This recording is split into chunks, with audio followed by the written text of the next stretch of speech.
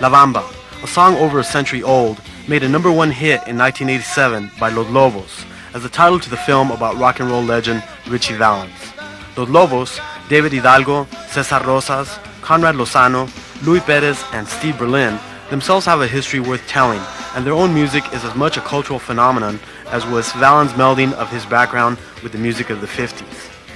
In this program, we'll take you backstage to shows in California and Texas to talk to Los Lobos about their beginnings as a band and about the origins and development of their music.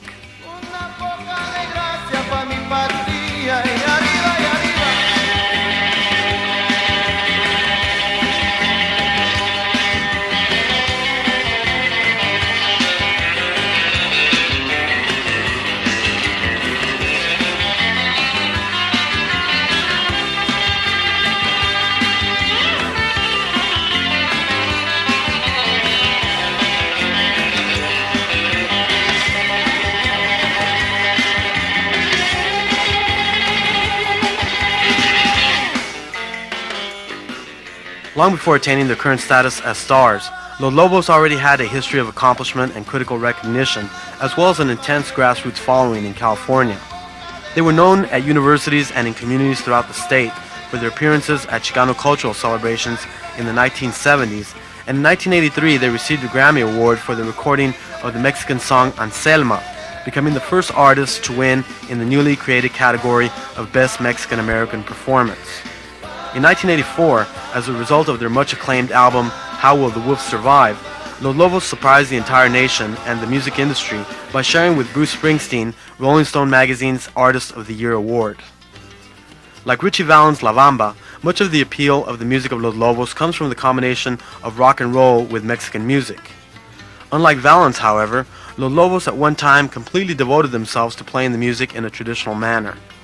Conrad Lozano and David Hidalgo describe the transformations experienced by the band. All of us, we all graduated from Garfield High School in East Los Angeles, and we all played rock and roll. But around 1973-74, we decided to learn Mexican folk music. So we put all the electric guitars away, and generally speaking, we put the electric guitars away and picked up all acoustical instruments and learned the music of the different regions of Mexico. Each music and its style and the instrumentation. So as we progressed over the years, we did a lot of universities as well as private things for folks in the neighborhood. And as time went on, we got some recognition for what we were doing, because we were probably the first Chicano band, a group of Chicanos from LA, from that area, who were doing this kind of music, as opposed to playing rock and roll. At that time, I had beards and long hair, so you'd see us go up there and they expect us to play some heavy rock and roll, whatever. And we come up with Mexican folk.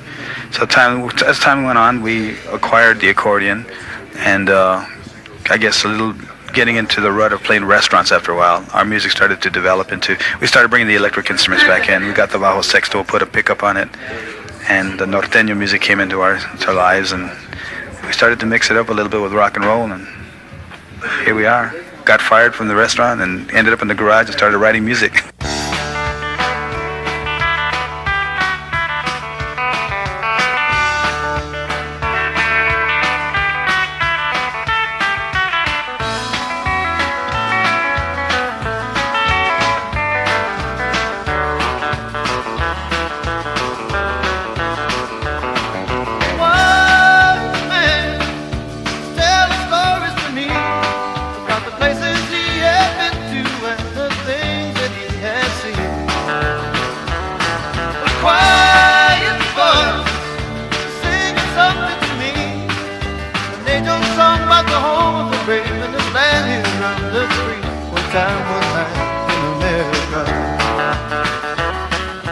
Most of us have been playing since we were like 10, 12 years old, and just grew up, learning Gloria and Honky Tonk, whatever everybody else learns, and so we went through the rock and roll thing, and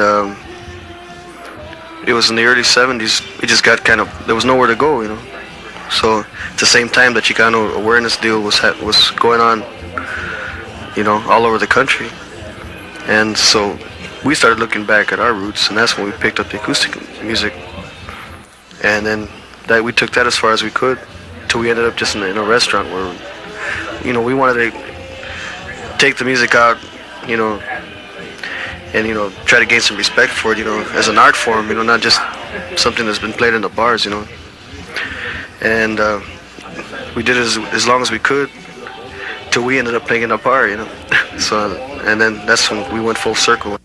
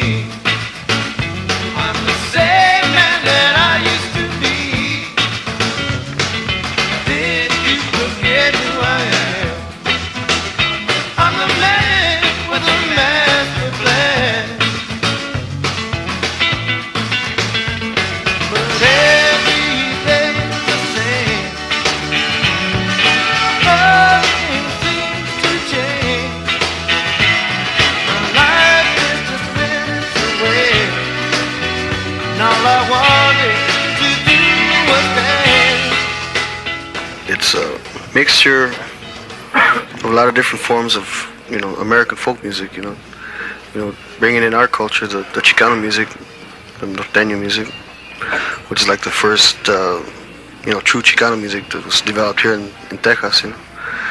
And we mix that with rhythm and blues and rock and roll and country music, and we use the instruments in traditional ways and sometimes non-traditional ways, just depending on what we want to hear.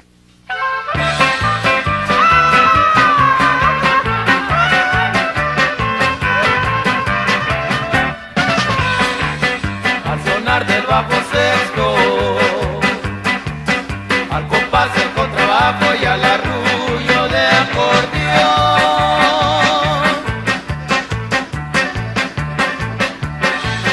en esta noche cantada, bajo el pie de tu ventana, vengo a entregarte mi amor. Hace tiempo que te quiero, hace tiempo que te adoro con todo mi corazón, y te juro que no miento, pues jamás un buen norteño habla sin tener honor. Serenata norteña al estilo Nuevo León, que también en Matamoros. The main form of traditional Mexican music evident in the sound of Los Lobos is the norteño style, learned from the recordings of such artists as Flaco Jimenez, Los Alegres de Terán, Los Madrugadores, and Los Relámpagos. Based on German and Polish polkas, combined with lyrics in Spanish and Mexican style, norteño or Tex-Mex music has a strong effect on audiences, whether in the United States or in Europe. Whenever we played any club or any show that we did in Europe, the response was pretty much the same. We played the rock and roll, they liked the music, they liked what we were doing, but when we played the norteño music, they went crazy over it. They went crazy over it, and just like the people here in your general audiences, you know, you can have your mixed audiences, white, black, brown, whatever. When we play the norteño music, people go crazy over it. They really enjoy it. See, and the thing about it is that now they're willing to accept a little bit more of our music, you know, because of how we introduced it to them, you know. Maybe that has something to do with it. But they enjoy the heck out of it, you know. They went crazy over there.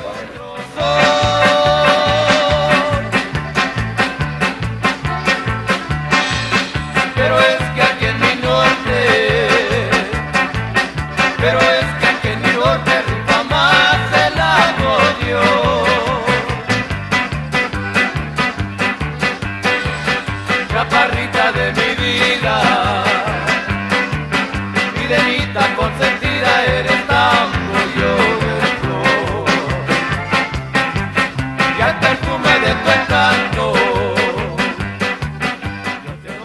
that's more or less what they were waiting for. That's what they wanted to hear.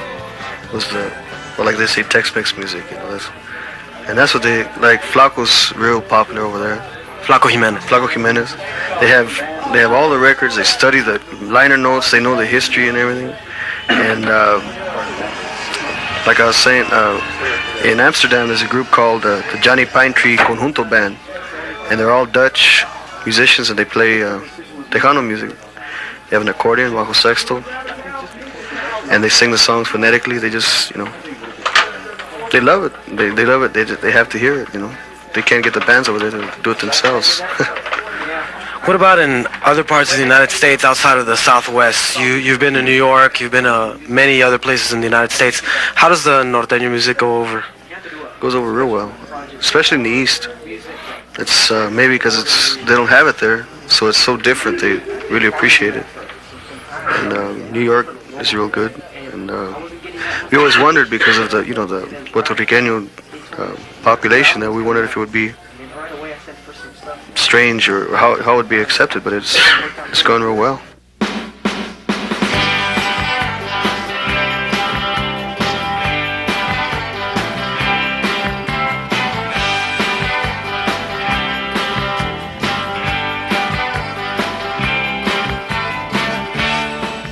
The favorable critical response to Los Lobos may also be attributed to the content of the original songs, which conjure up both images related to Chicanos as well as universal themes. The album, How Will the Wolf Survive, used an endangered species to symbolize the struggle of humans. David Hidalgo. But it came time to record again, and we just started working on new material, and it started to fall together. You know, we went into the garage and just started, banging it out and trying to work out all the songs. And the way we usually do it is, like me and Louie Perez, the drummer, we write together, and Caesar writes, so we write most of the material. And we just take the basic song, the bare song, to the rehearsal, and then everybody puts in, their part, and we arrange it that way, And that's more or less how we did it, and it was going pretty well. But towards the end, before we were finished, we still didn't have like an idea or a concept for like the title, and so Louis came up with using the wolf as a symbol of like the wolf is an endangered species, so we use the same idea as a parallel with our culture, American culture. It's being thrown aside by all this pop and fads and that are going on. So it's and that's where the song came out of, that idea, and that's how the song and the title of the album came about.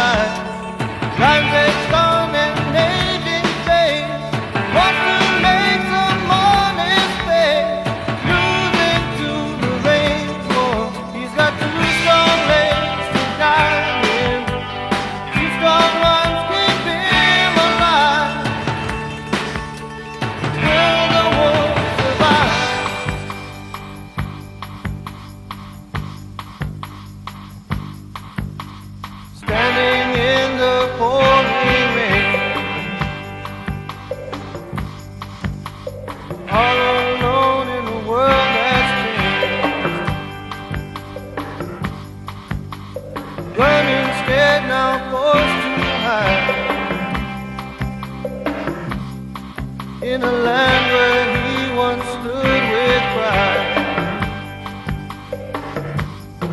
but he'll find his way by the morning light.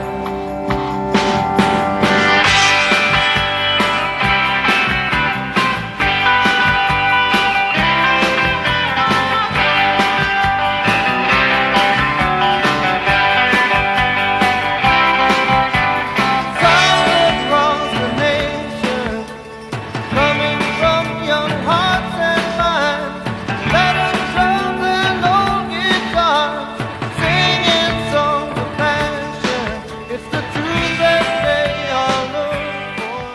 Before signing with Slash Records, a label distributed by Warner Brothers, the group had independently recorded an LP entitled Just Another Band from East LA, and had issued a single with the Drifters' classic Under the Boardwalk on one side and the Mexican standard Volver, Volver on the other. Los Lobos may also be heard doing a Spanish-language version of Mitch Ryder's Devil with a Blue Dress on the soundtrack from the film Eating Raoul, and even on a benefit record for the United Farm Workers Union, singing the song Si Se Puede. Cesar Rosas explained how the band finally became known on the LA rock music scene. It came about through just basically, first of all, getting the opportunity to be able to play at one of the Hollywood clubs, LA scene kind of clubs. The band that gave us that opportunity to open up for their show was the Blasters. And since they being from Downey and stuff like that, and growing up with all the chicanismo and all of the Pachuco music and all the oldies, they grew up with that stuff too. It's only like 5-10 minutes away from East LA on the freeway, so it's basically the same area. Anyways, they were interested in us because they heard that we were playing norteño music, and they love norteño music, so they got us to open up one of their shows. So we did, and through that, all these other club owners and stuff, we got offers to play at all these different clubs. So we started playing a lot of clubs, and basically, we started a lot of people, local writers and like LA Times writers and Herald writers from Los Angeles, and a lot of rock and roll local magazines were writing about us, and we just created an interest on the record company's behalf. So a lot of the record companies were getting hip on what we were doing. So it's a real typical situation with us. We just kept playing, and they kept reading reviews, and everything was good. So we were approached by a couple of major labels. We knew about Slash obviously already. We were hip on Slash because the Blasters had Slash, they still do, and X had been on Slash, and a few other bands that we liked were on Slash, and we knew what they were doing. So we figured that we were waiting around till they asked us, so they did, and we went with them as opposed to other labels because we believed in Slash a lot more than a big label.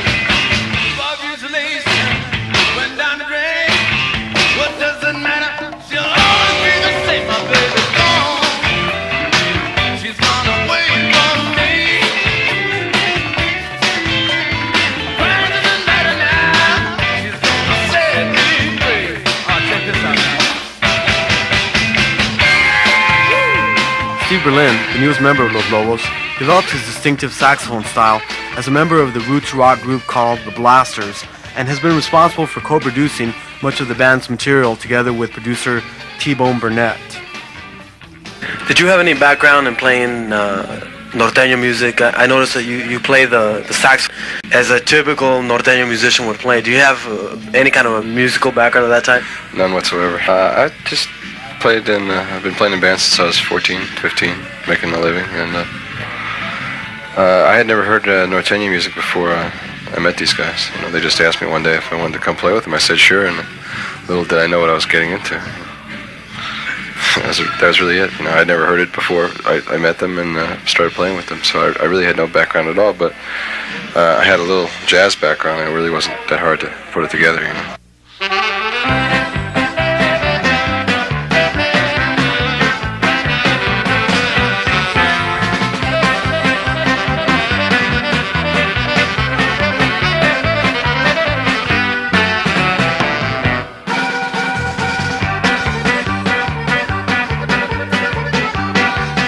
Been a long and long and lonely year since the last time I saw you, my dear. Don't you remember when I was in my surrender? I said I'll always love you endlessly.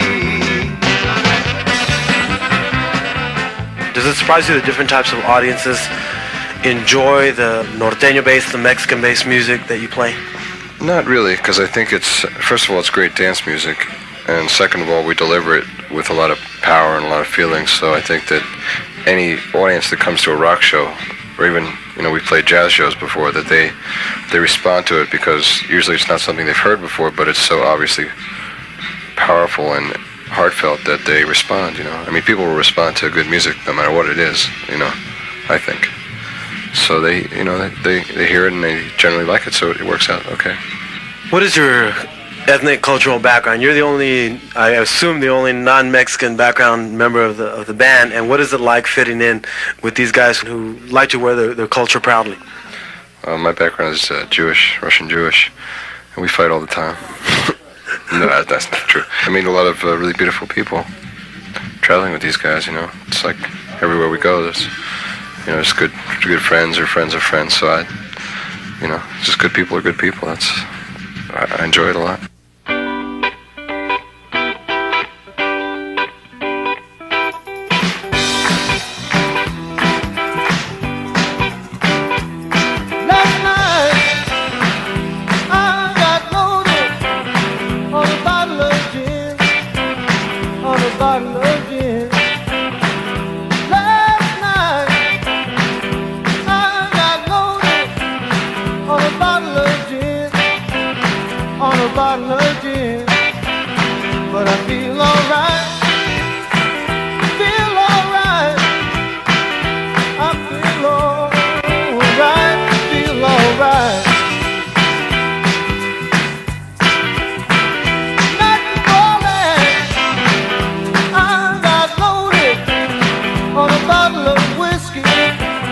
On a bottle of whiskey.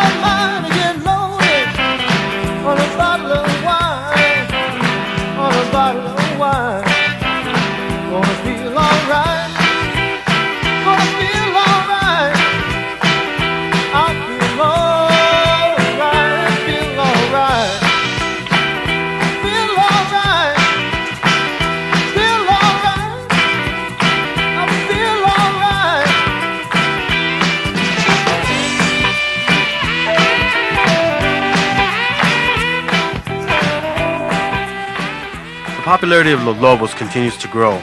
By reaching number 1 on the popular music charts with their version of La Bamba, they have far surpassed the success of Richie Valens' record, which climbed only to number 22, and they have also crossed over to score on the country music and Spanish language charts.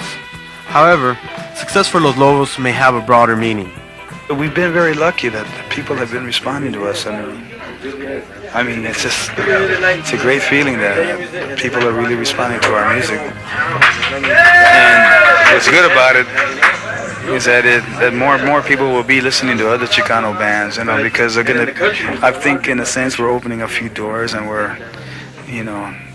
I hope so. I mean, I think that that's happening. People are becoming more and more aware of the Chicano music, and they have something to offer too, in the music world as well as anyone else, And that's where I think it's where it's really good.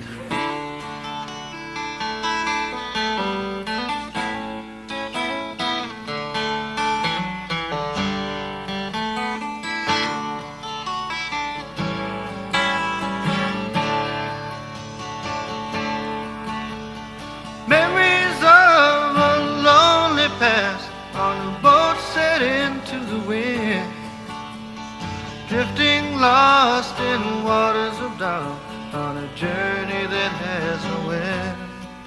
This program was written by Hector Montes and Louie Balandran and produced by Hector Montes at the University of Texas at El Paso. Special thanks to Los Lobos. Faces by the light of the moon, here on a river of fools, here on a river of fools.